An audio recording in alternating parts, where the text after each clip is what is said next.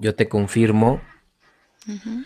Muy buenas tardes, estamos checando si estamos transmitiendo en vivo ya. Nos conectamos unos minutitos antes, la doctora Yashiro y un servidor. Pues primero para ver que todo fluya con este tema del internet. Uno ya no sabe, pero al parecer ya estamos en vivo y esperando a nuestros queridos suscriptores y seguidores, no solamente del canal, sino también de la doctora. Entonces,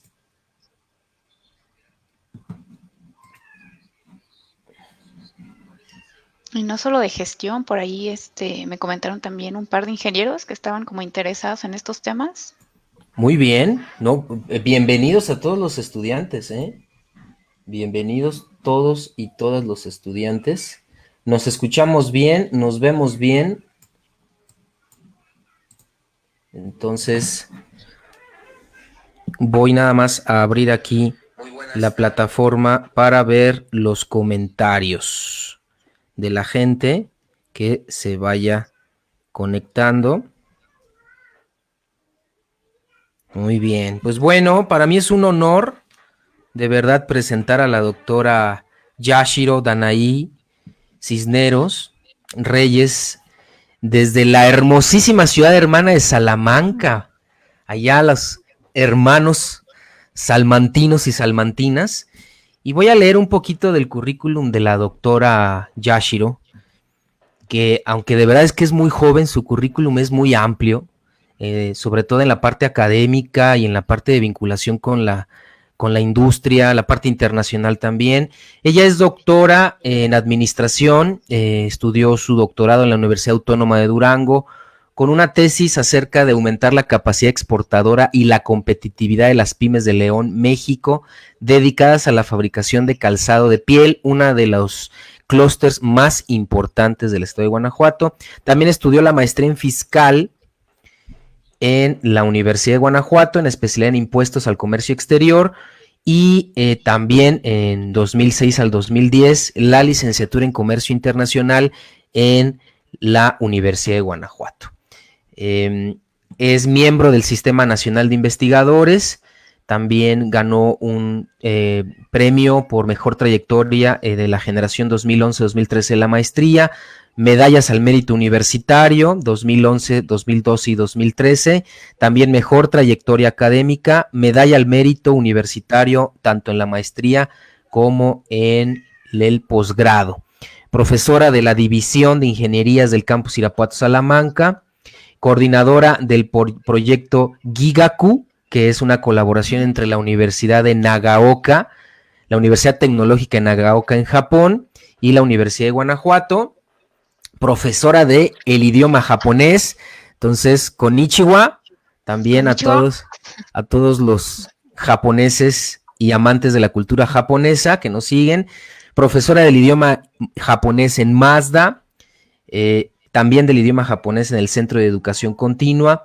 Estuvo trabajando como enlace administrativo de la División de Ingenierías y también en la parte de asistente de la dirección de la división. Sus líneas de investigación son competitividad empresarial y en la parte del cuerpo académico también forma parte como colaboradora del cuerpo académico de estrategias empresariales y competitividad. Los proyectos que actualmente está trabajando es el diagnóstico de capacidades de exportación de las MIPYMES del estado de Guanajuato dedicadas a la elaboración de calzado de piel para un diseño de estrategias en mercados internacionales. Ha hecho diversas estancias de investigación, sobre todo en Hiroshima, una ciudad muy, muy linda, por cierto, y en la Universidad Tecnológica de Nagaoka, en el Laboratorio de Cooperación Académica. Ha dado diversas conferencias en eventos nacionales e internacionales, la última en Italia, en el International Business and Economy Conference, también clase magistral en la Universidad Autónoma de Baja California, allá en Tijuana, Congreso Internacional de Emprendimiento en el International Forum and Expo for Academic Collaboration, ha participado en distintos seminarios alrededor de lecciones acerca de la India, en el Foro Go, también en la parte de e-learning, en el International Conference on Education, en Nagaoka, de nuevo en Italia y diversas otras conferencias también en Europa, en París, y recientemente por ahí colaboramos en un paper de investigación en el Encuentro Ujú. Nacional de la Mujer en la Ciencia. Así que de verdad, para mí es un honor eh, tener a la doctora Yashiro, que también es una experta no solamente en los temas de emprendimiento, innovación, la parte de comercio internacional, sino también sus idiomas. Habla inglés, francés, italiano, japonés y griego. Entonces, de verdad que es un honor tener una persona tan joven, tan brillante y con una carrera académica muy, muy prometedora.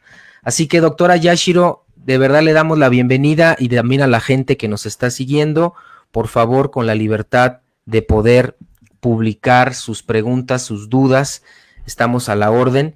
Y por favor, cuéntenos un poquito, doctora, qué nos viene a platicar el día de hoy en este café virtual.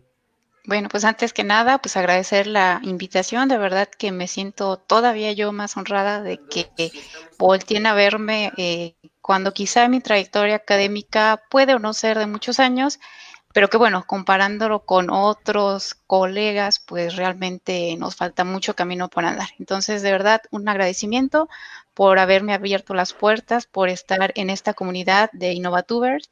Y bueno, el día de hoy, cuando me platicaste que la intención era que pudiéramos abordar el tema de emprendimiento digital, me pareció lo más pertinente como hacerlo desde el momento que estamos viviendo. Y el momento que estamos viviendo es precisamente esta dificultad que se presenta no solo desde el punto de vista empresarial, pero pues una reconfiguración de lo que va a ser nuestra vida. Y bueno, algunas personas hablan del término post-COVID. Yo me reservo a ver si lo podemos o no adoptar de esa forma porque nos hablaría de una superación inmediata. Quizá todavía haya personas que estén creyendo que después de esta cuarentena que se termine, empezamos nuestra vida normal, ¿no? Que es lo que muchas veces preguntan, ¿cuándo finalmente vamos a retomar nuestras labores? Y la verdad es que no. Nuestras labores, desde el punto de vista social, económico, educativo, pues han tenido ya hasta ahorita una transformación y van a seguir así. Entonces, bueno, eso de hablar de la era post-COVID, digo, bueno, pues a lo mejor será dentro de unos 2 o 3 siglos, pero en los próximos años no se ve. Tenemos que convivir con esta nueva situación en la cual hay retos, pero también hay muchas oportunidades y es básicamente lo que trato de exponer aquí frente a las personas que posiblemente estén preguntándose bueno, y si yo estoy estudiando la licenciatura en gestión empresarial, o algún otro programa que tenga que ver con tecnología, ¿cómo me impacta directamente? ¿De qué manera, pues, los negocios y la tecnología van a tener que estar comulgando de una manera más cercana? Algo que ha ocurrido, pues, ya desde hace varias décadas, en algunas naciones más, en otras menos, pero básicamente traigo 3 puntos. Los titulé 3 razones por las que el coronavirus va a transformar digitalmente a las empresas. Y el primero de ello es que el trabajo remoto es ya parte de la cultura de las organizaciones y llegó para quedarse. Entonces, básicamente creo que algunos con tropiezos, unos más rápido, otros más renuentes.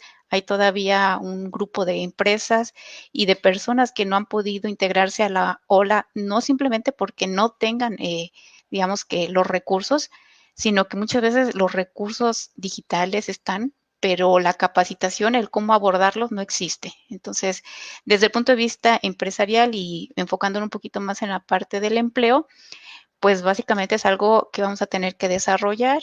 Probablemente hablan los especialistas de que este virus va a tener como oscilaciones en las cuales probablemente podamos asistir a presencialmente a desarrollar nuestras labores sin mayor complicación y habrá otras en las que básicamente vamos a tener que trabajar desde nuestra casa.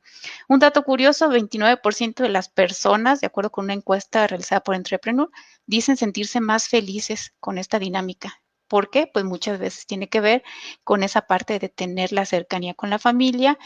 Claro, nos estamos ubicando en un entorno de normalidad. Sabemos que en nuestro país y en otros, pues hay ciertas situaciones conflictivas que pueden derivar de estar todo el tiempo pues en un espacio cerrado con una dinámica distinta. Pero al menos 29% dice que es más feliz con esa situación, también derivado, por ejemplo, de que se disminuye esa parte del traslado. Entonces, Bueno, muy importante eso. El segundo punto, que la migración de los procesos empresariales a la nube se entiende que va a ser un proceso gradual, o sea, no tiene que ser de la noche a la mañana, no lo estamos esperando así, tampoco hay que desesperarse, pero sí hay que ir avanzando. Entonces, si una empresa, digamos, pequeña, mediana, que es un poquito también la población que más me interesa analizar, se encuentra en una situación en la que el día, no sé, 14 de abril, que fue cuando empezó todo esto, de marzo, ¿verdad? Creo que ya perdimos la noción hasta de los meses, pero sí, fue de marzo. Nos empiezan con esta situación de que pues ahora se tienen que desarrollar las actividades de una manera distinta, obviamente con ciertas dificultades, pues entendemos, ¿no? Que estamos en ese proceso de transición, pero averiguando que esto se va a repetir en el futuro, pues entenderíamos que hay un crecimiento gradual. Entonces también que lo ven las empresas, no es como ya uso las plataformas y bien o Claro. mal mis clientes están cautivos, tengo que ir mejorando cada vez. Y el tercer punto, los clientes como agentes ya en espacio digital también de manera normal, y creo que, bueno, nosotros podemos ser el ejemplo claro. Pensemos nuevamente en este tiempo que hemos estado confinados en nuestros hogares, ¿hemos incrementado o no nuestros hábitos de consumo a través de Internet? Yo creo que la respuesta básicamente es que sí, algunos en mayor o en menor porcentaje, pero esto trae también otros nichos, por ejemplo, para compañías como Amazon y algunas otras que se dedican a la venta minorista, pero no solamente las grandes, también hay nichos para pequeñas y medianas empresas, son un poco de los ejemplos que vamos a tratar al final, pero básicamente esos eran como los 3 puntos que quería poner en la mesa sobre cuáles son las implicaciones directas que el COVID ya está teniendo en el emprendimiento digital. Sí, en el emprendimiento digital, como bien indica, doctora, pero también en la estructura de las organizaciones, porque sin duda vivimos un proceso de reacomodo hasta de los propios equipos, de cómo se gestiona un equipo de trabajo y hasta el estilo de gestión, el estilo de management. Y yo Ujú. pienso mucho en algunas pláticas que he tenido con algunos compañeros de que el estilo de liderazgo autocrático, el que solamente es aquí manda el jefe, ese tipo de estilos en la época digital no tienen cabida, porque aquí la gente pareciera que es más orientada a la autogestión, a organizar sus tiempos. Esa cifra que compartió del 29% más felices, pues habla de que las estructuras en nuestro país, el estilo de gestión, la manera en la que los líderes organizan el trabajo, pues está arcaica, no se ha fomentado, no hay una escuela de liderazgo importante y la parte del emprendimiento digital, ¡pum!, simplemente despertó y develó esa parte pendiente en la estructura de las organizaciones. No me quisiera ir tanto como la parte de la estructura, sino que me quisiera ir más a la parte de que algunos seguidores que son emprendedores necesitan esta parte más práctica y quisiera orientar el debate a lo último que comentó, que es la parte del cliente. ¿Qué Ujú. características usted observa que las empresas digitales deben de tener para atraer a estos nuevos clientes? Ujú. Yo veo básicamente como 2 etapas, qué bueno que lo comentas, porque era algo de lo que quería resaltar. La primera tiene que mucho que ver con la parte técnica. Realmente una empresa que tenía una mínima presencia en Internet, que a lo mejor algún contacto con los clientes se llevaba a cabo por esos medios, pero que básicamente era persona a persona, pues el primer reto que tiene que superar es cómo usar correctamente las plataformas, ¿verdad? Porque no solamente se trata de tener una cuenta de Facebook o de Instagram, sino de realmente saber cómo administrarlas para sacarles el provecho, cómo que se puede hacer que todas estén comulgando y que haya una sincronía, como a la vez esto tiene que estar soportado quizá por una página propia de la organización, que es algo yo creo que catapulta todavía más a las organizaciones. Básicamente yo que veo esa parte de la internacionalización, pues entonces creo que esa es como la parte inicial, ¿no? El poder tener una estructura técnica que me permita llegar a mi cliente y que, bueno, el cliente tampoco es un experto en comprar en Internet, ¿verdad? Lo hemos visto en naciones, pues que estamos en vías de desarrollo, como es el caso de México, no es el común denominador. Para unos sectores de mercado sí, pero ahorita estamos viendo que todos los productos básicamente pues deben de ser accesibles a través de este medio si yo quiero tener las perspectivas de permanecer en operación, ¿no? Por ahí también hay unas estadísticas que nos dice que a partir de los 2 siguientes meses, el 77% de las empresas pequeñas y medianas podrían dejar de operar. ¿Por qué? Pues básicamente por el flujo de efectivo, ¿no? Entonces, lo primero que tenemos que hacer es poder estar ahí en el estante, digamos, en que el cliente vea nuestro producto y esto no lo podemos hacer de otra forma más que a través de Internet. Entonces, esa sería como la primera etapa, la que yo visualizo de manera inmediata y que independientemente del sector, pues es la que se tiene que cubrir, ¿no? La segunda, Claro, yo lo veía más con el servicio postventa.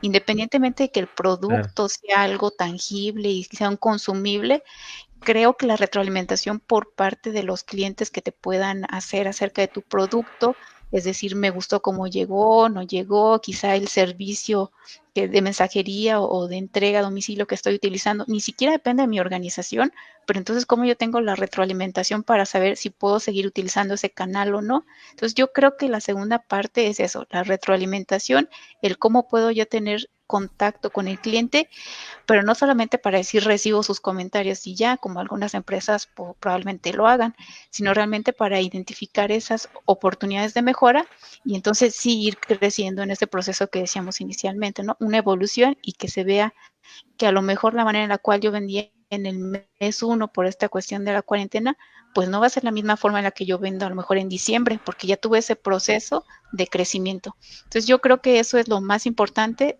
mal o bien, las empresas que se quieran insertar en esta parte de la ola digital y lo tienen que hacer porque si no, pues eventualmente pueden llegar a desaparecer. Claro. Eso es lo más importante. Claro, menciona algo súper importante a las personitas que nos están viendo. De verdad agradecidísimo con toda la gente que está conectada con la cantidad de estímulos que hay en Internet. El hecho de que nos estén escuchando y viendo y que haya contenido académico, empresarial, de debate en Internet, que intentamos que de verdad sea de valor agregado, sobre todo para los emprendedores o para los empresarios que buscan estrategias, pues para rescatar, potenciar las empresas, pues de verdad que los invitamos y les agradecemos. Si tienen alguna duda, algún comentario, por favor, mándenlo ahí al chat, al que aparece aquí abajito si están en el móvil, o aquí al ladito, si están en el web. Y yo quiero rescatar algunos puntos de lo que comentó la doctora Yashiro, que es el flujo de efectivo. Y el flujo de efectivo acompañado de esta estrategia de servicio postventa, porque se pierde muchísimo flujo de efectivo por no tener una buena experiencia postventa. Es decir, ya le vendimos a un cliente, no evalué la experiencia del producto o del servicio que estoy otorgando, y entonces pues la verdad no sé si va a regresar o me va a recomendar a otros. Y en el mundo digital pues nos movemos en un mundo de estrellitas, en un mundo de recomendaciones, donde sí nuestra confianza digital o nuestra reputación digital sí cuenta muchísimo. Ahora, en esa cuestión de experiencia de los proveedores de algún servicio, algún producto, doctora, que se manifiesten de manera local, sin duda el tema de la exportación va a estar muy presente en la agenda. Pymes que van a querer vender sus productos fuera de México, que ya lo hacen, como en el caso de calzado, y que lo quieren seguir haciendo, pero que carecen de estas habilidades tanto digitales como del seguimiento de la experiencia postventa. ¿Usted qué visualiza? ¿Van a seguir exportando? ¿Hay nuevas reglas para la exportación? ¿Se va a concentrar más a mercados locales? ¿Hacia dónde va este terreno, sobre todo para las pymes? Pues como se ve de manera más cercana es un nacionalismo desde el punto de vista que las fronteras para algunos productos y sobre todo cuando se trata de mercancías que provienen de ciertos países están cerradas. Digo, sí hay medidas de contingencia que eventualmente van desapareciendo porque, bueno, entonces ya va asentándose un poquito más la situación comercial y bueno, eso eventualmente pues va a ir desapareciendo. Sin embargo, pues el mercado global en general pues tiene cierto estancamiento. Entonces, ¿cuáles son los panoramas que yo visualizo? Pues primero un nacionalismo en el cual cierro mis fronteras, principalmente para cuidar las cuestiones de seguridad nacional y la relación con la sanidad. Y después visualizo mucho lo que nosotros hacemos, que es consume local, ¿no? Entonces, muchas campañas ahorita de las organizaciones están centradas en eso. Hay que reactivar la economía y hay que empezar por casa. Entonces yo visualizo una ola de clientes también que en lugar de traer un producto más barato de China o de alguna otra parte del mundo, van a decir, pues lo puedo encontrar en México, voy a hacer ese esfuerzo, porque además también por cuestiones de logística, pues a lo mejor tengo que esperar el doble o el triple de tiempo por esta situación de que se están interrumpiendo tanto los vuelos, ya decía que la mercancía venga por buque, etcétera. Entonces, eso va a aumentar los tiempos de espera de logística y probablemente el consumidor se va a orientar más a adquirir las mercancías desde un punto de vista, pues, nacional, ¿no? Lo cual no quiere decir que sea del todo bueno. De hecho, la mayoría de los especialistas se inclinan por decir que esto fomenta de cierta manera la falta de competitividad, es decir, si lo vemos desde el punto de vista del empresario, pues es muy cómodo asumir una posición en el cual piense que solamente por ser mexicano le va a comprar el producto de manera indefinida y entonces no hay una mejora de los procesos, no importa si mi producto se va encareciendo cada vez más, al cabo que yo ya tengo mi mercado cautivo. Entonces, en términos teóricos al menos, claro, esto siempre son modelos y las situaciones van cambiando, pero no es lo mejor para el comercio internacional. En términos de productividad, pues eso acarrearía, pues como que hay una disminución de los rendimientos, tanto para comprador como para vendedor. Claro. Eventualmente, lo que se saca de esta pandemia es que el comercio internacional va a sobrevivir, no así otras industrias que están como muy relacionadas, por ejemplo, la aeronáutica, ¿no? Ahí sí se genera el debate de cómo van a ser los viajes internacionales en el futuro. Las Van a tener, aerolíneas. exactamente, muchas de ellas están teniendo problemas realmente graves. Traigo el caso de una empresa de Gran Bretaña, deja recuerdo el nombre. Mm, por aquí lo tenía. Bueno, esa empresa tiene dificultades financieras tales que el dueño ahorita lo que está haciendo es pedir al gobierno británico que le dé un préstamo para funcionar. Y ojo, no es un préstamo como los que piden los empresarios mexicanos, que sea básicamente a fondo perdido, no, es un préstamo con su tasa de interés y todo. Lo que está ofreciendo él es una isla que tiene privada, en la cual ha vivido desde los últimos 30 años con un valor personal importante, con esa carga emocional, y es una manera de decir, bueno, voy a hacer todo lo posible porque esta compañía salga a flote y todo es por la situación tan dramática que se ve en la mayoría pues de las industrias, ¿no? Aeronáuticas. Sin Se duda llama, estamos reconfigurando el sistema económico y ahí un poco rescatando lo dicho ya, esta parte de la reconfiguración hasta de la nueva riqueza, la parte del traslado, o sea, y ahí tengo un comentario entre paréntesis, muchas de las industrias de los sectores inclusivos tradicionales de inversión van a cambiar y eso va a impactar muchísimo a todas las cadenas de valor donde se insertan estas pequeñas y medianas empresas. Y agradezco muchísimo a la gente de Colombia que se está conectando, porque curiosamente compartimos muchísimo de las características de las pequeñas, micro, pequeñas y medianas empresas de México con América Latina. Entonces, lo que aplica en México muchas veces tiene eco en lo que sucede en Sudamérica y todo tiene que ver con esta unión latinoamericana que tenemos. Marisol Rincón pregunta, ¿se considera que puede existir un encarecimiento y se podría trabajar en una mayor implementación de sistemas de gestión o certificación? Bueno, yo personalmente creo que la parte hasta de calidad debe reconfigurarse porque mayormente los sistemas de calidad están pensados para industrias in situ, o sea, industrias presenciales, no tanto para certificaciones de calidad digital. Y ahí un poco, tomando toda esta experiencia de la doctora Yashiro y también por su juventud, porque la doctora Yashiro también es millennial, pero de una millennial más nueva. Yo soy de los millennials iniciales, de los más para atrás, pero millennial al fin y al cabo. sí, de ese grupo somos. Quisiera hablar de las habilidades digitales, doctora.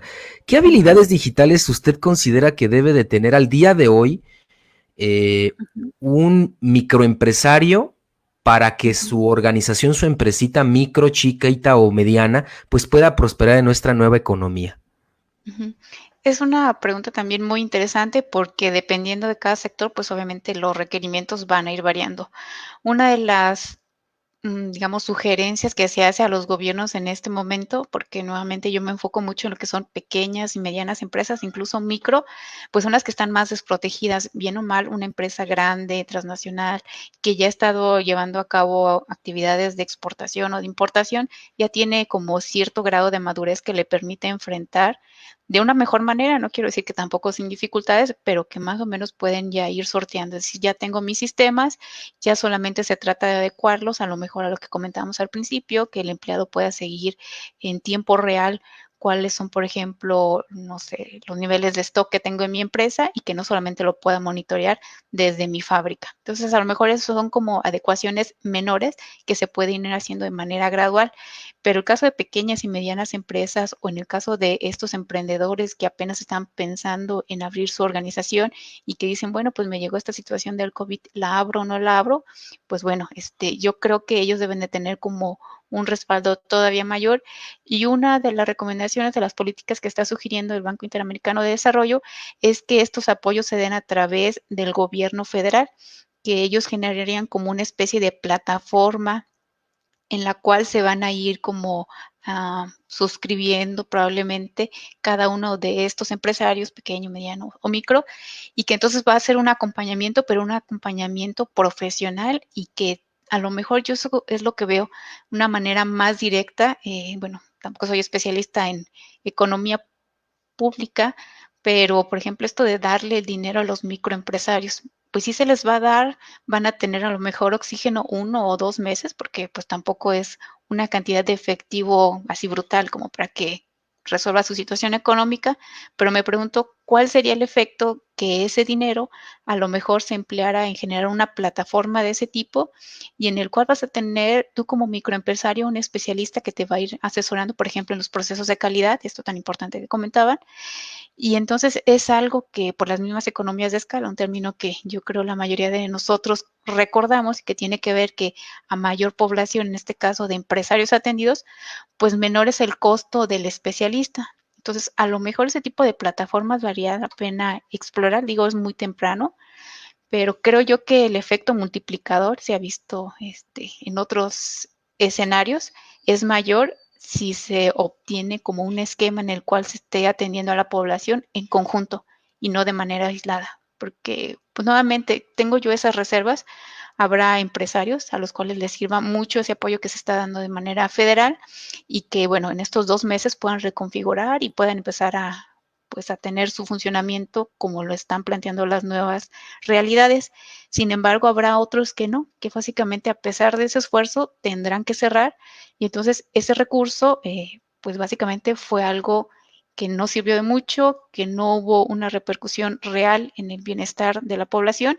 Bueno, ¿de dónde viene ese recurso? Obviamente de los impuestos, entonces esperando esa parte de una retribución a la colectividad, yo creo que ese tipo de mecanismos pues se podrían empezar a implementar. Sí, de hecho, ahí yo tengo una reflexión que quiero compartirte y compartirles a la gente que nos ve. Esta parte de los apoyos federales a las micro, pequeñas y medianas empresas sin duda ha desatado una serie de debates, tanto en la ejecución del recurso como en la transparencia del recurso. Y es un tema de debate no solamente de administración pública, sino de los nuevos enfoques de esta economía que está surgiendo, que empieza a darnos alguna idea de cómo va a ser, pero sin duda quienes naveguen de mejor forma van a ser aquellos que entiendan sobre todo la parte digital, la parte de los impuestos y la parte literal de cómo estos pequeños nichos locales luego se pueden convertir en nichos globales, pero a través de comunidades, algo que sin duda no se ha trabajado de manera fehaciente en la agenda económica del país, especialmente en pequeñas y medianas empresas, porque luego las empresas familiares, como parte de la cultura latinoamericana, pues se separan y empiezan a competir entre ellos, el compadre, el hermano, entonces empiezan a sobrepoblar mercados ya sobrepoblados y eso genera pues una baja de competitividad en ocasiones cuando no hay profesionalización, como es el caso de nuestras pymes. Y ahí yo tengo una reflexión, doctor, aprovechando su expertise en la parte fiscal. Los apoyos federales, yo reflexioné un poco, ¿por qué darlo todavía a los negocios que en esta nueva economía están destinados a desaparecer? O sea, la manufactura está destinada a desaparecer. Sin embargo, el gobierno federal lo sigue apoyando, entiendo, para el mantenimiento, pero sin duda es un juego doble. O sea, le sigues diciendo, mantente en este negocio a corto plazo, pero en el mediano, ni siquiera en el largo, es mi punto de vista, en el mediano plazo, no más de 5 años, esos negocios no van a tener un mercado al cual venderle, porque además viene esta parte de la desaparición del dinero físico, que es una tendencia que ya se ha impulsado, y entonces viene que se involucre en una economía formal para pagar impuestos, pero no están acostumbrados a pagar impuestos. Entonces, ¿vale la pena realmente seguir dando estos apoyos? ¿O usted qué visualiza en el corto plazo? Si realmente estas pymes visualizan transformarse, o hay alguna área de oportunidad para profesionalizar estas pymes. No sé, digo, y pienso ahí muchísimo en los jóvenes de gestión empresarial, allá del campus Irapuato, en Salamanca, los chicos de artes digitales, sobre todo para profesionalizar estas pymes. Pues yo creo que el mejor camino siempre es tomar las medidas, pues con mesura, digamos. En este ámbito de decir quiero que la ayuda llegue rápido a las empresas es pues hacer el reparto del dinero, digamos, de la manera más expedita, cuando a lo mejor no se lleva a cabo pues un proceso más consciente, digamos, más reflexionado de cómo se puede aprovechar mejor el recurso. Digo, es mi postura. Creo que sí hay empresas a las cuales se debe de apoyar, evidentemente, aunque me queda la duda de si entregarles el dinero de manera física es la mejor manera. Muchos de ellos, de los empresarios, me refiero, se pronunciaban por decir que lo que querían era pues como, no sé, una prórroga para el pago de los impuestos, esta cuestión de la declaración anual, etcétera. Yo creo que eso hubiera resultado incluso más benéfico para el gobierno, porque por una parte hubiera dado un respiro, que es lo que estaban pues ellos buscando, y por otra parte le hubiera dado tiempo de articular un programa como más consciente y con mayores perspectivas pues de buenos rendimientos al futuro. Entonces creo que sí, ahí falló un poco esa cuestión, digamos, es al menos la percepción que yo tengo. De las empresas que reciban ese apoyo, ¿cuántas van a poder, digamos, sortear esta crisis? Pues yo creo que muy pocas, porque además es la cotidianidad, ¿no? La mayoría de las empresas van muriendo en los primeros 3 o 5 años. Entonces, bueno, en una situación como la que estamos nosotros atravesando, este porcentaje obviamente va a aumentar. Entonces, ¿por qué no hacer esa cuestión de apoyar a la empresa, pues que tiene como mayor competitividad y probablemente en ese crecimiento, pues mucho del conocimiento que estas empresas que pues están destinadas básicamente al cierre se pueden ir sumando? Entonces, yo creo que eso podría ser muy interesante. Muchísimas gracias, doctora. Un poco matizando este tema, pero viendo un poquito hacia el futuro. ¿Usted cómo visualiza el futuro de las marcas en Internet? ¿Seguirá siendo el mismo Internet que vemos ahorita? ¿Habrá otro tipo de emprendimiento digital? ¿Qué visualiza en el futuro de las marcas?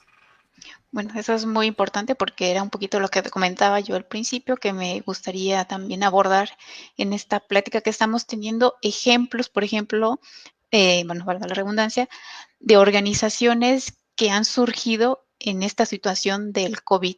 Es decir, empresas que probablemente, pues uno pensaría, ahorita nadie tiene en su mente iniciar un nuevo negocio. ¿Y qué está ocurriendo? Pues que sí, que hay esos nichos de mercado, porque lo que decíamos, ¿no? Hay un cambio. Entonces, probablemente el mercado tradicional ya no nos va a comprar como lo estaba haciendo, pero ojo, hay un nuevo mercado que se está abriendo y ese mercado tiene buenas oportunidades de negocio. Una de las que me pareció como más atractiva es una organización que tiene su sede en Colombia y es una discoteca en línea a través de Zoom. Es un empresario que tenía su discoteca y que dijo, pues básicamente esto está anunciado de que se va a cerrar mi negocio y no va a abrir, no en las siguientes semanas, en los próximos meses. ¿Qué puedo hacer? Tuvo a lo mejor un destello de lucidez, dijo, pues voy a hacer un experimento probablemente, porque decía que al principio ni siquiera había cover. Entonces empezó con este experimento, resulta que los jóvenes obviamente se sintieron pues atraídos por una manera de convivir distinta, pero que a final de cuentas es el mismo concepto, ¿cierto? Es decir, estar con amigos, conocer a nuevas personas, y pues abrió esa discoteca. Actualmente pues ya tiene un cover, más o menos como el esquema tradicional, dice $5 para los hombres, las mujeres entran gratis, ventaja para nosotros. Y entonces este es un fenómeno que ya no está solamente en Colombia, de alguna manera dice que llegó de boca en boca, ahora hay alemanes y españoles que están interesados en vivir esa experiencia, y entonces ahí es donde yo visualizo claramente cómo efectivamente hay una evolución. Entonces ya no es lo mismo, obviamente la discoteca, bueno, falta ver si es como un boom o si es un mercado que permanece cautivo, pero evidentemente es un ejemplo de cómo los emprendedores arriesgados, creativos y que pues tienen ganas de salir adelante, lo pueden encontrar. Sí, de hecho, cada quien define cómo ve este tema del COVID. Yo personalmente lo veo como una reconfiguración de muchos procesos comerciales, pero también educativos y políticos. Inclusive, hace un momento veía ya el proyecto del INE de Ciudadanía Digital y la verdad es que para mí es muy emocionante ver estos procesos porque cuando yo hice la maestría en Administración Pública, yo le hice precisamente de eso, del ciudadano digital. Y cuando la presenté en 2011, pues todo el mundo me decía que estaba loco, que cómo iba la gente a vivir su proceso ciudadano a través de plataformas digitales. Y ahí está ahora, pues viviéndose este mundo. Así que yo de verdad observo este nuevo mundo con mucha curiosidad, también como comentó la doctora, con mucha mesura, pero también con mucho interés de las nuevas herramientas y los nuevos nichos de mercado que se puedan concatenar. Yo veo literal, y va en ese sentido mi pregunta, algunos sectores muriendo, así literal, uno de ellos las burbujas inmobiliarias, porque mayormente están en función de donde están los centros de trabajo, pero eso está en función al traslado, o sea, vivo cerca del trabajo, eso era antes una calidad de vida, pero ¿qué pasa? Y la mayoría en México eso es lo que se sufre de la parte inmobiliaria, construcciones poco sustentables, depredadoras, hasta mal construidas, hay precios muy elevados porque hay toda la industria bancaria atada a un sector extremadamente seguro para invertir, no para nosotros, los del pueblo, sino para otros, por la parte de las hipotecas, ¿no? 20, 30 años, una personita pagando un interés en una situación, en un bien que se supone irá subiendo con el tiempo por ciertas condiciones, pues ya no va a ser así.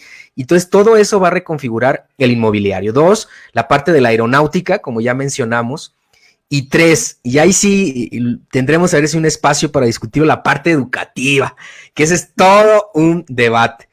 Cuando yo inicié el canal de YouTube, yo no me canso de decirlo, recibí un montón de críticas, como un investigador iba a estar en YouTube, y ahora es el medio que tengo, ¿no? Entonces, visualizar el futuro a veces es llevarte a invitarte a un mundo que no existe, hasta la locura inclusive, ¿no? En esa locura, doctora, ¿qué invitarlo un poco también a esos entornos de innovación y totalmente divergentes y disruptivos? ¿Qué sectores usted visualiza en función a la cultura mexicana, a lo que tenemos como mexicanos y mexicanas? ¿Qué nuevos sectores visualiza usted que se pueden abrir y que hay una oportunidad para los jóvenes? Bueno, ahora sí que esto tiene mucho que ver realmente con el interés, ¿no? Con la pasión que uno tenga, porque a lo mejor yo puedo hacer una lista, ahorita les comentaré 2, 3 ejemplos que se me vienen a la cabeza, pero yo creo que la primera parte es la convicción, es decir, si realmente a mí me gusta una industria, yo voy a encontrar el camino, porque salvo la aeronáutica, que bueno, es un caso como muy especial y que tampoco un pequeño o un mediano emprendedor va a poder insertarse en ese mecanismo de competencia, el resto de los sectores sí están abiertos prácticamente a cualquier emprendimiento. Entonces, yo creo que la fe que uno tenga en un nicho es la primera pauta que nos va a dar para realmente ser exitoso, independientemente de que tenemos esta situación del COVID, de que no exista. Entonces, yo creo que la convicción personal, ¿no? Muchos quizá tengan ahorita ya su negocio y entonces no estén pensando en decir, pues me quiero migrar a otro tipo de organización, sino más bien lo que tengo que hacer es evolucionar la que yo tengo, ¿no? Entonces, por ejemplo, otro de los casos que me resultó como muy llamativo es la situación de un panadero de Argentina que hace 5 años, y un poquito esa parte de la visión de esas personas que probablemente pues están un poquito adelantadas a su tiempo, hace 5 años él compró una aplicación para llevar sus productos pues al mercado y resulta que el mercado no estaba listo. Entonces básicamente lo vio como un desperdicio de dinero, pero ¿qué ocurre? Bueno, pues llega la situación del COVID y entonces dice, pues nada, reúne a sus empleados y dice, vamos a tener una transformación y entonces ahorita tú ya no vas a ser el contador, tú ya no vas a ser la persona que se encarga, no sé, de acomodar el producto en anaquel, todos vamos a ser vendedores y lo que vamos a hacer es hacer difusión sobre nuestra aplicación. Entonces, la aplicación se llama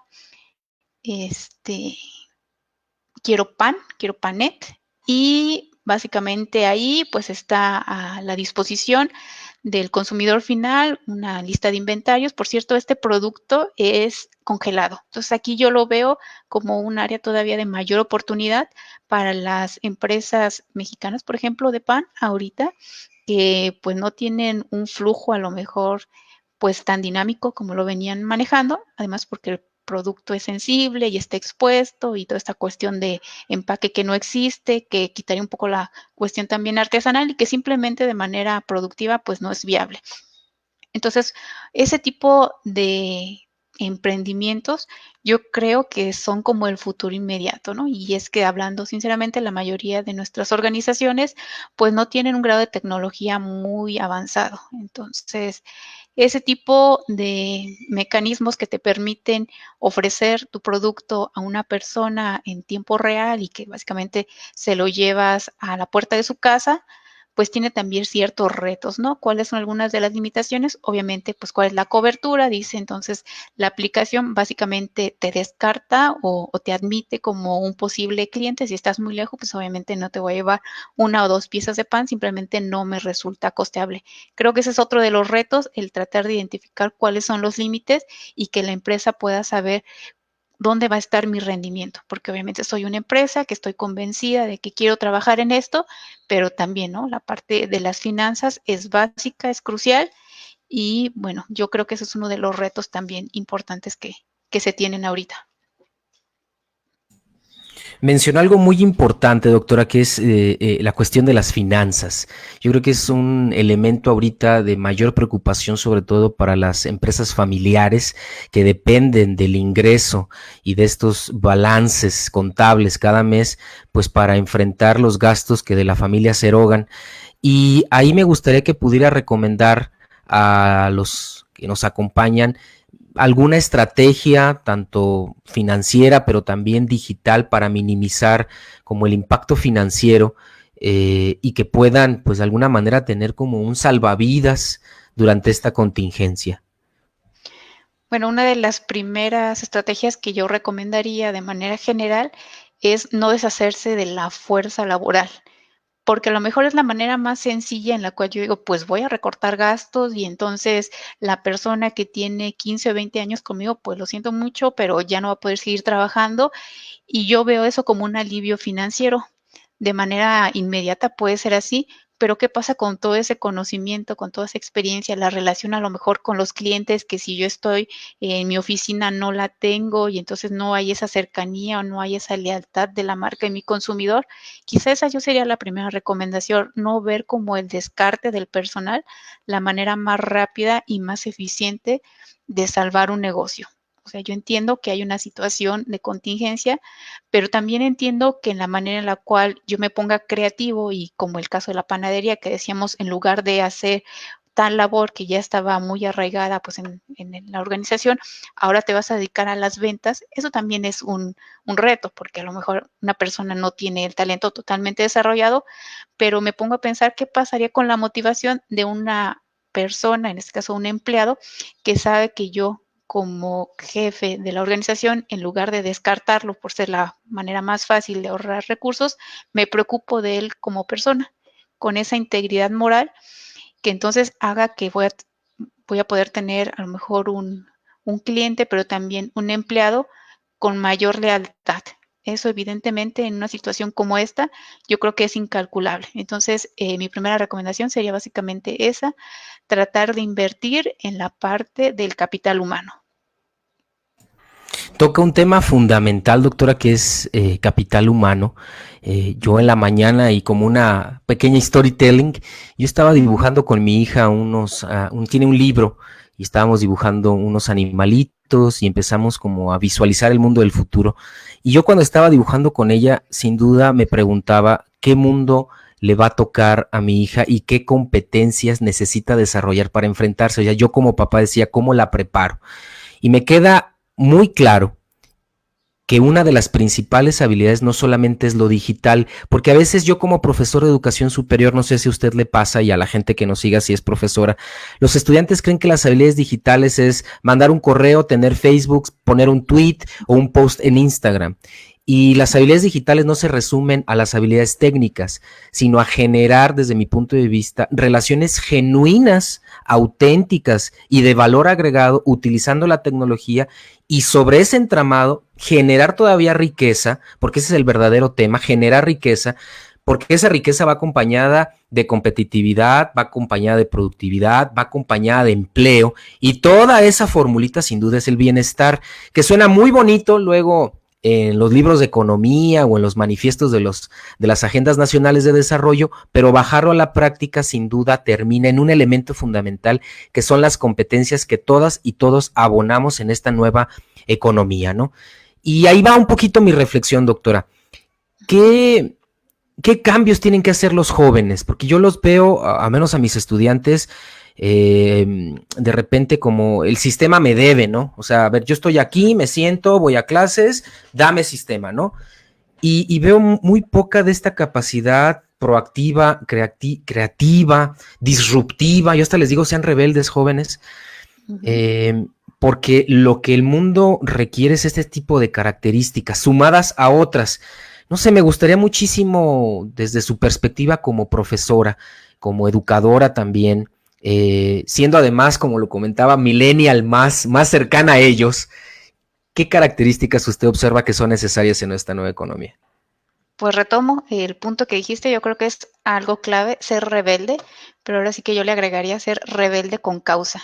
Es decir, yo tengo una motivación real del por qué estoy cuestionando el sistema y no simplemente porque me exige una parte mayor de compromiso como estudiante, ¿no? A lo mejor en esta parte de transición educativa que decíamos, pues ni los maestros ni los alumnos estamos acostumbrados a tener clases por estos sistemas que ahorita estamos teniendo que experimentar, pero entonces ahí también la parte del alumno, ¿no? Que sea como más crítico, como más activo, como poder tener esa mentalidad de hacer un poquito más de lo que el sistema me está exigiendo, ¿no? Entonces yo creo que eso tiene mucho que ver también con la motivación personal de cada quien, pero también creo que para aquellas personas que no están acostumbradas a trabajar de esa manera, pues debe de haber mecanismos en los cuales el sistema educativo pues promueva más eso, ¿no? No es tanto como de memorizar, sino además de poder entender el porqué de las situaciones, ¿no? Y bueno, también entiendo en esta situación del estrés y de no saber manejar los tiempos. Bueno, me imagino si antes con un horario bien establecido era difícil, que a lo mejor los muchachos, hablemos, bueno, de universidad, que es mi entorno más cercano, pero yo creo que eso se extrapola a cualquier nivel básico o medio, pues entonces es como más difícil tener, yo creo que una disciplina si no tengo ni siquiera que desplazarme, ¿no? Entonces yo estoy en mi cuarto, prendo mi computadora, a lo mejor desde la mañana, no sé, a la hora que se levante cada quien, pero entonces empiezo a navegar por contenido, que a lo mejor pues tiene que ver con mis relaciones sociales y todo, pero en qué punto yo hago como ese cambio de chip y digo, bueno, ahora ya me voy a enfocar en lo que es mi labor de estudiante. Yo creo que muchos de ellos no lo están haciendo así. Y digo que así lo creo porque no me canso de leer publicaciones que dicen que hay mucha tarea, que básicamente no están aprendiendo nada. Y entonces yo me pregunto cómo es posible que si tienes una retroalimentación con el profesor, que si estás entregando una tarea, en realidad no haya un aprendizaje significativo. Yo creo que tiene más que ver con la cantidad de tiempo que se le dedica. Y bueno, hay que tener ahí un equilibrio. Digamos, este es un debate que nos daría para una sesión en sí misma, pero yo creo que eso podríamos rescatar, ¿no? Como lema, ser un rebelde con causa y además le agregaría con causa documentada. Me encantó eso, ¿eh? Y a toda la gente que nos está siguiendo, excelente. La verdad es que la doctora lo pone además en palabras muy joviales, pero muy, muy aterrizadas a estas nuevas necesidades. Yo lo llamo del mundo post-COVID, que es ser rebelde, o sea, ser esta parte disruptiva, porque el mundo está en una versión beta, o sea, en una versión de construcción. Todo lo construimos y lo deconstruimos todos los días.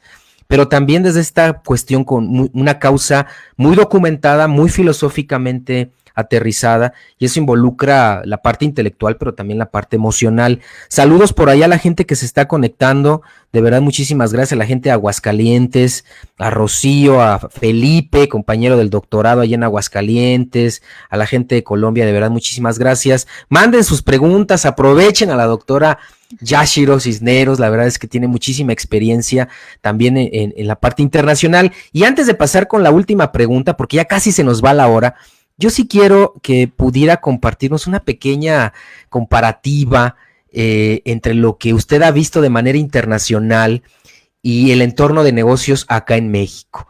¿En qué difieren? ¿Cuál de los dos está más preparado para esta parte digital? Queda claro que en México tiene la brecha digital, pero yo sigo diciendo algo, los emprendedores en México tienen una capacidad de adaptación impresionante. Sobrevivimos al fisco, sobrevivimos a la corrupción, sobrevivimos al crimen organizado, sobrevivimos ahora pues al COVID-19. Entonces, una raya más al tigre, parecía que los mexicanos y las mexicanas nos adaptamos. Así que cuéntenos un poquito en esa postura internacional, con esas ventanas que usted ha visto, ¿qué diferencias importantes hay? ¿Qué le podemos aprender a otras economías internacionales? Voy a hablar a lo mejor con el enfoque de lo que comentabas al principio. He tenido relación de trabajo con japoneses de manera cercana desde al menos unos 5 años. Entonces voy a poner en perspectiva un poquito lo que yo visualizo. A lo mejor creemos que Japón, al ser una economía totalmente avanzada, pues en todo está mucho mejor y entonces que probablemente no haya muchas cosas que pueda aprender de México, que al contrario tendría todo que ser México que aprende de Japón, pero lo voy a orientar un poquito también a algo que nos interesaba ver, ¿no? La parte del género y cómo esta parte de internacionalización nos puede ayudar a sortear esas barreras que ciertamente aún existen. Y bueno, como algunos de tus personas que siguen tu canal, tus Innovatubers, ya sabrán, pues la cultura japonesa no es precisamente muy noble con las mujeres. Sí hay una carga pues todavía de machismo bastante arraigada, aunque es un machismo un tanto distinto. A lo mejor aquí hablamos de una serie de discriminación diferente a la que allá se puede pues manifestar, y allá tiene más que ver con un tope, lo que dicen, ¿no? El techo de cristal. Entonces es muy difícil encontrar, por ejemplo, a una empresaria japonesa en un alto mando. Básicamente los presidentes de las compañías, que es como esta figura de director que tenemos, pero es más arraigado a través de la familia que originalmente generó el negocio. Entonces, generalmente estos presidentes, pues son los hombres, ¿no? Por ahí también quizá algunos conocerán esa práctica. Si un empresario japonés no tiene un hijo varón, solamente tiene mujeres, preferirá adoptar a un mayor, incluso de 30 años, para que sea quien lo suceda, pues en la parte de la administración. Entonces, esa situación, por ejemplo, desde el punto de vista empresarial para las mujeres, no es de la más sencilla, pero nuevamente lo que comentabas, ¿no? Esta parte de disrupción, pues puede venir a ser un catalizador y que, bueno, estas estructuras se están reacomodando y básicamente, pues yo lo veo como la oportunidad de las mujeres, ¿no? De poder tomar pues el puesto que las propias capacidades, independientemente del género o de la manera de comportarse, etcétera, pues puedan tener ciertas limitantes dependiendo de la cultura. Claro, hay muchas otras cosas que también se puede aprender de los japoneses y entre ellas será básicamente pues la puntualidad, el respeto, el compromiso que tienen con las propias compañías. Allá es muy difícil que un empresario tenga problemas por rotación de personal, lo que ocurre bastante aquí, ¿no? ¿Por qué? Pues porque hay un compromiso. Entonces básicamente pues como que se casan con el primer trabajo que tienen y de esa compañía se jubilan, ¿no? Conocidos, por ejemplo, que me han platicado, tuvieron su primer negocio en Mazda Hiroshima, luego los mandaron a vivir a China, recién casados, obviamente se fue sin su mujer.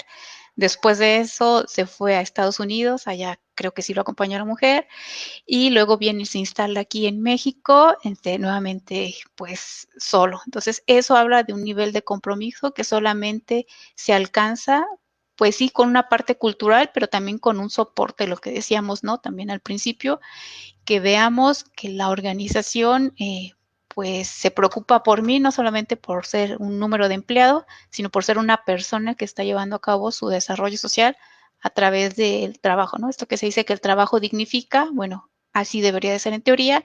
Yo esperaría que con estas modificaciones de los estilos de trabajo que hemos estado platicando, abone cada vez más. Y pues bueno, esa es la situación de la perspectiva internacional que me gustaría abordar, pues porque el tiempo no nos da para mucho más, ¿verdad? Súper interesante lo que comenta esta comparativa de Japón. Yo tuve la oportunidad también de estar en intercambio en Japón y sin duda es un país que se le puede aprender mucho.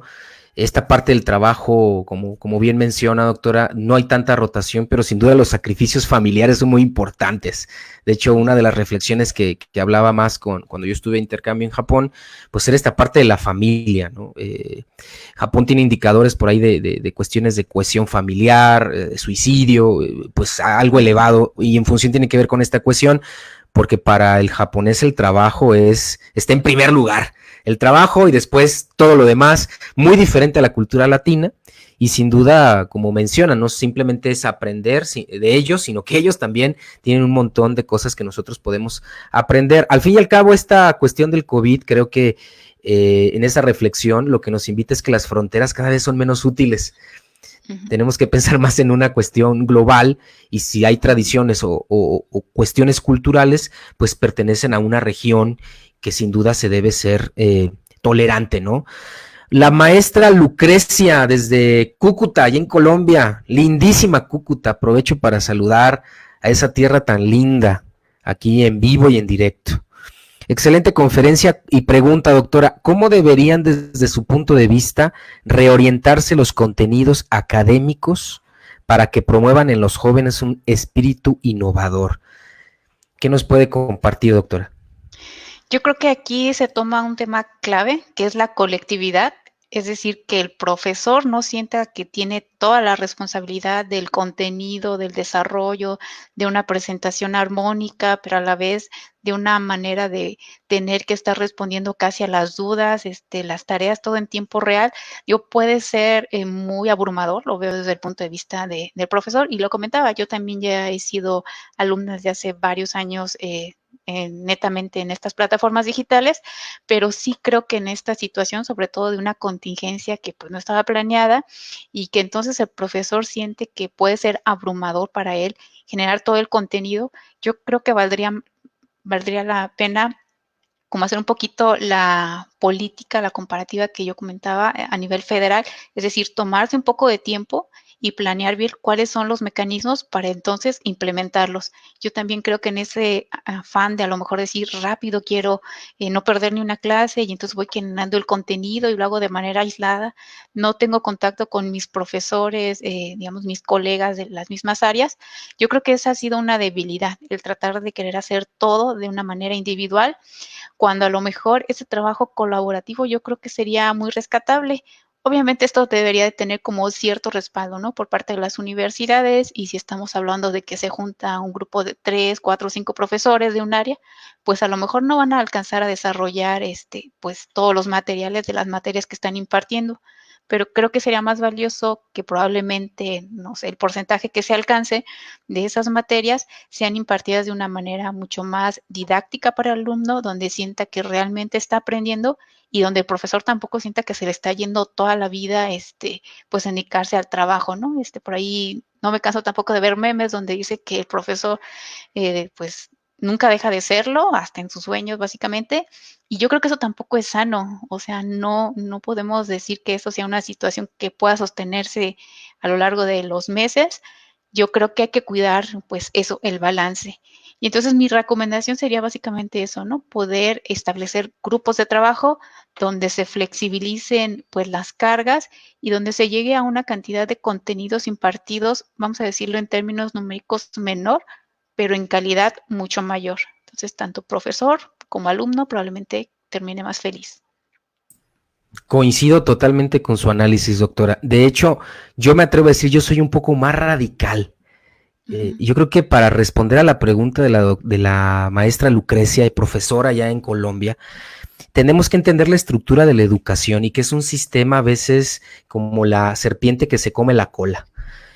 Porque enseñamos a veces contenido que no van a aplicar los estudiantes en una especie como de todavía de sistema de fábrica, semestre 1, semestre 2, semestre 3, y al final, si lo viéramos en el sentido de inversión, es un título universitario que obtienen al final que se va desvalorizando en el tiempo.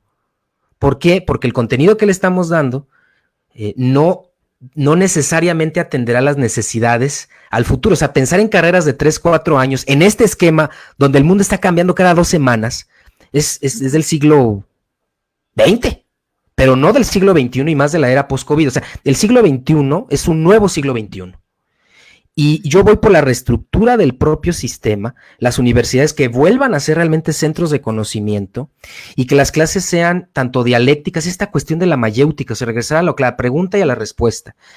Retirar muchísimo de las mafias académicas que existen, porque esas propias mafias han permitido que ese sistema esté ahí porque se benefician del mismo, y hablar más de una vinculación de la universidad con las necesidades económicas de las empresas. Retirar estructuras ya vencidas, los cuerpos académicos, la investigación de escritorio, ese tipo de esquemas que al final, y a cuentas, se reflejan en la calidad de los contenidos, porque homo economicus, o sea, los profesores también vamos siguiendo donde está la zanahoria, ¿no? Y eso se ve impactado en el tipo de investigación, en el tipo de estímulos y en la docencia, cómo se imparte. Y yo hablaría más de una docencia, como comenta la doctora, con menor contenido, pero con mayor experiencia. Que los jóvenes, darles recursos para que pongan empresas o les das el 50% y truénenlas. O sea, desmitificar el fracaso del emprendedor. O sea, un joven que quiere ser emprendedor y no ha fracasado en una empresa o no ha tenido algún error, pues realmente no tiene manera de comparar cuándo ha sido exitoso y cuándo no. Y por último, fortalecer el emprendimiento social. O sea, en países de Latinoamérica, en el caso de México, donde el 50% de la población es pobre y hay cerca de 10 millones de personas en este país en pobreza extrema, bueno, tenemos que pensar en negocios, en una economía totalmente diferente, donde el emprendimiento social sea punta fundamental para generar una nueva riqueza. O sea, no pensar en nuestros jóvenes, y yo lo escucho mucho en clase, tú les preguntas, ¿qué quieres cuando egreses? Quiero ser rico.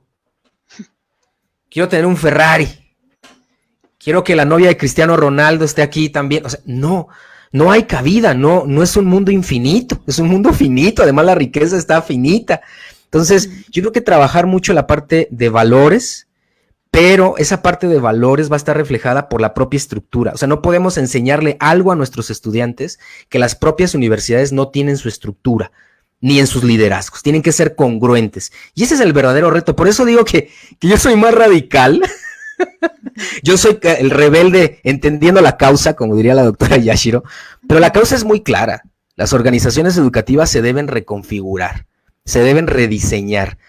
La palabra revolucionar ahí queda muy, muy, muy precisa, ¿no? Doctora, de verdad, yo quiero terminar, ya pasamos de la hora, pero me gustaría mucho que nos dijera, desde su punto de vista, ya lo mencionó un poquito la parte de género, pero como una mujer joven, como una mujer científica, de verdad que ser mujer, ser científica, ser emprendedora, como usted sé que lo hace en distintos eventos educativos y hasta empresariales, no es fácil. Yo me atrevo a decir que es una carrera que no solamente es contra el sistema, sino a veces contra una bota invisible que te dice quédate abajo, no hables, ¿no? ¿Cómo usted ha enfrentado esto como investigadora, como emprendedora, y qué le recomienda a las jóvenes, a las mujeres que nos observan, tanto aquí en el Facebook en vivo como a las suscriptoras del canal? Pues yo les recomendaría básicamente que hicieran un ejercicio reflexión en el que pudieran identificar cuáles son las principales motivaciones que yo tengo en este momento, no las que voy a tener en 5 o 10 años, como de repente hacen como ese tipo de proyecciones, ¿no? A lo mejor parecen hasta un poco de adivinos, sino realmente en este momento, ¿qué es lo que me motiva a mí? De mi día, pues, ¿qué es lo que me genera más satisfacción? Y obviamente en el entendido que también tenemos ciertas responsabilidades que independientemente de eso, si me generan una satisfacción, debo cumplir con ellas, pues yo les recomendaría eso, que orientaran como toda su dedicación, su esfuerzo y el tiempo que requiere para poder desarrollar sus potencialidades que les permitan cada vez más escalar en ese ámbito en particular que a ti te está generando satisfacción. Eliminar un poco esa parte cultural que no solamente en nuestro país, sino en cualquier parte del mundo va a existir, y no solamente para las mujeres, sino para todos los seres humanos en general, de la sociedad que te está diciendo, pues, cuáles son los mecanismos, qué es lo que tú tienes que hacer para ser considerado un empresario exitoso, un universitario exitoso. Básicamente, yo creo que el éxito, pues, está definido en los términos que a ti te motivan, y eso parte de una reflexión inicial que muchas veces por estas dinámicas en las cuales estamos viviendo, pues, el día a día de una manera tan vertiginosa, no nos damos el espacio de realmente reflexionarlo, ¿no? Entonces, probablemente pueda haber un chico que me diga: "No, pues, es que la carrera que yo estoy estudiando, pues, básicamente no es la que me movía", pero ¿de qué manera puedes hacer que eso que estuviste pasando 3 o 4 años en un aula, lo puedas ejercer de una manera cotidiana? Es decir, cuando ya seas un profesionista y puedas generar un valor agregado que le dé eso, ¿no? El sentido a tu vida.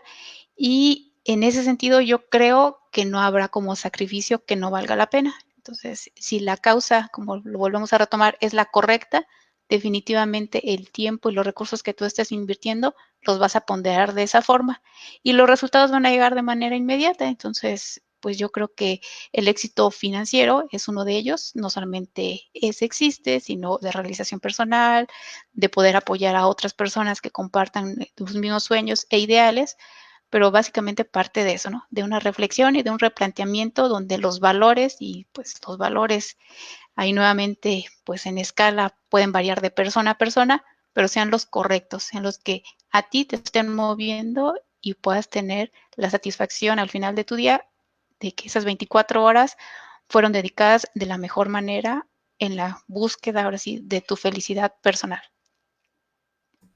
Doctora Yashiro Danaí Cisneros Reyes, de verdad muchísimas gracias por su tiempo, por acompañarnos en este viernes 8 de mayo, en esta plática, de verdad muy agradecido, muy agradecidos todas y todos.